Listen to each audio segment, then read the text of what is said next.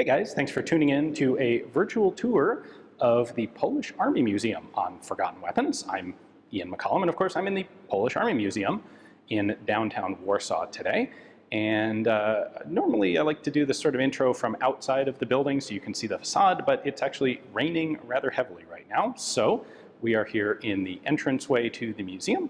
We're going to go ahead and take a gander through the display halls so you can check out what the Polish Army Museum has to offer. Let's get going. All right, we're going to start with the hall of basically the 10th century through the 17th or 18th century. All of the artifacts in here are originals, so a lot of the particularly, well, the 1,000-year-old artifacts are perhaps have seen better days. But this is an area of subject matter that I'm not in any way an expert in, but it's really impressive to see artifacts like this that are in fact this old. We don't have so much of this in the United States. Anyway, armor and melee type weapons. It's interesting to me how early there are a lot of firearms involved here though, because even at this period in the 1500s, we have matchlocks in this case, a variety of larger firearms alongside what you normally think of as medieval or Renaissance armor. And all the way through this hall, it's primarily sword and armor sorts of exhibits, but still a significant number of firearms in here. There is, interestingly, a breech-loading cannon. There are a couple of proto-machine guns, multi-barrel firearms. And of course, we have to mention the famous Polish Winged Hussars. As we continue down here, we're going to we're going forward in time a bit. We're up to the 1600s, larger cannon. Now we get into more of the period of the Poles fighting the Swedes, and more and interesting firearms. A double-barreled pistol there. There are a couple of particularly interesting items in here. I will point out right down there is a wheel-lock revolving carbine. Pretty neat.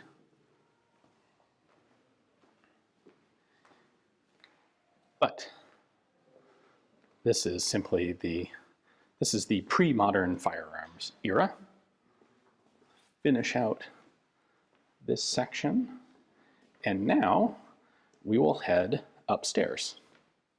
All right, there is a little bit of a gap here because the museum is in the process of relocating, so they've moved some of their exhibits. So we're going to skip forward to essentially the First World War. There are a lot of uniforms and small arms on display here. From World War I, which is lightly covered, we move forward to the Polish Bolshevik War. It's actually a early Russian Bolshevik standard. The museum here had a lot of them from the war, but they were all except that one were given back to the Soviet Union after World War II. The museum staff hid that one and managed to keep it.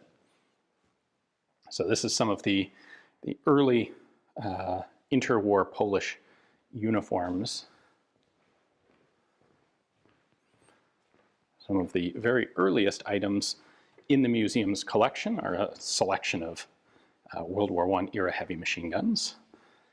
Interestingly, this is a Colt 1895 from the original Russian contracts. That's in 7.62 by 54. Unfortunately missing the spade grip, but there's an intermittent selection of portraits, medals, awards, but predominantly we have a lot of artifacts out on display. So this brings us up towards World War II. We have, and a lot of the artifacts here have a very specific direct connection to Poland and to Warsaw. That's 37 millimeter gun that was used in the 1939 defense of Warsaw. French 75. And like I said, quite a lot of interesting small arms. Hiding right there is one of the Polish 8mm Mauser Mosin-Nagant conversions. One of the, there we go. We've got a Maracek 38 and one of the model 1935 anti-tank rifles. Some material here commemorating Poland's hand in the code-breaking efforts that took place. Well, most of the Poles started it, and then the English continued it at Bletchley Park during World War II. That is particularly interesting.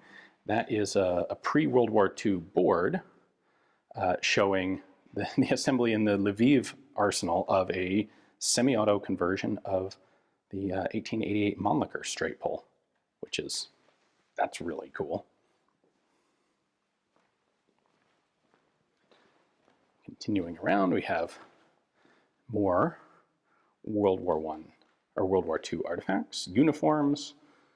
A lot of, there's an interesting mix of dug up guns as well as very nice condition guns.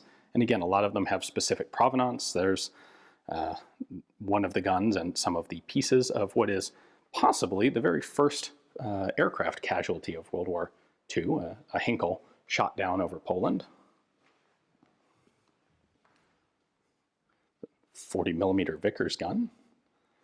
And then if that looks not quite right for a Colt commercial water-cooled, that's because that's actually one of the Polish Model 1930 Browning machine guns. Another one of the 35 anti-tank rifles.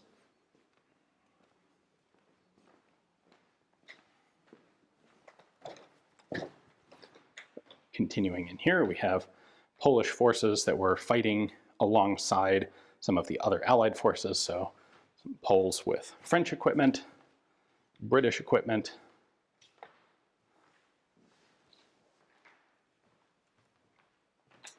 American equipment a little later on.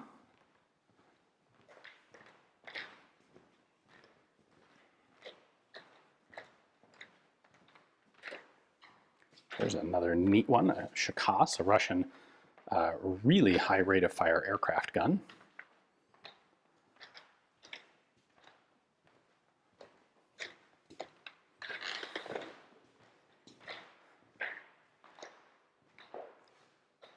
Here is a bit of display specifically dedicated to the peasant battalions, some of the resistance. A couple of handmade resistance guns. The Becha there is missing because actually we took it out for me to film. So if you come visit the museum, that one will be back in its place. It's a little legitimate Mauser Obrez.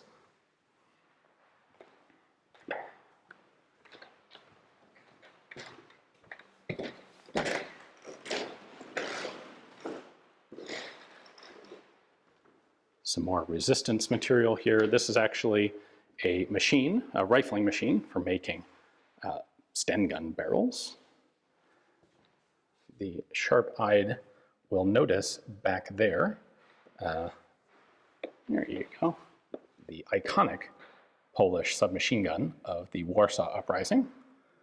There's a really, the best example they have here of those is actually also out of its exhibit right now because I was filming it as well. Now we're getting into the interaction with the Russians. Here are a couple more of the submachine guns. So the plan is the museum is moving to a facility that's going to be something like 2 to 3 times the size of this current exhibition space. They are planning to expand it. There will be more of an 18th century presence, and they want to expand the end of the scope of the museum from where it currently ends at the end of World War II through 1989 to cover the Cold War as well as Poland's participation in Iraq and Afghanistan. This is perhaps the, here's the all of the best guns in one spot.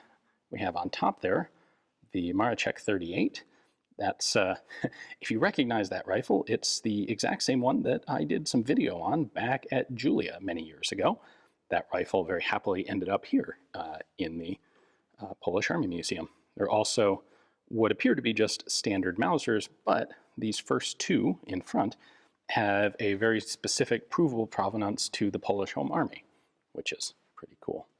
So if you're into Colt Browning guns, we have a specifically Polish-made ones with some pretty interesting, specifically Polish mounts there. And this pretty much brings us to the end of the World War II section. There's one last room coming off the end of this hall, and that is the Oriental display. So up here is Turkish, Chinese, Japanese, a lot of really remarkably good exhibits, but it's a subset of the museum's collection, and so they all get their one central room here together. Let's do a quick look through here. Particularly rare, a set of Japanese horse armor. That's really cool.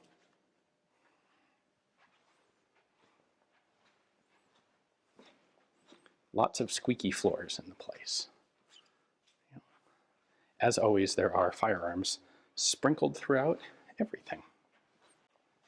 So that pretty much concludes our tour of the Polish Army Museum. If you find yourself in Warsaw, I would definitely recommend setting aside a couple hours to come and check out the exhibits. Depending on when you see this, the museum may or may not still be at its present location in Warsaw, because of course they are in the process of moving it. So I figured it's worth doing a little video tour for you guys anyway, because this will at least show you the minimum of what you can expect to see if you come by to have a look. And if you see this after they've set up the new museum, well, I think you're really going to be in for a treat, because there will be substantially more on display. So hopefully you enjoyed the little tour. Thanks for watching.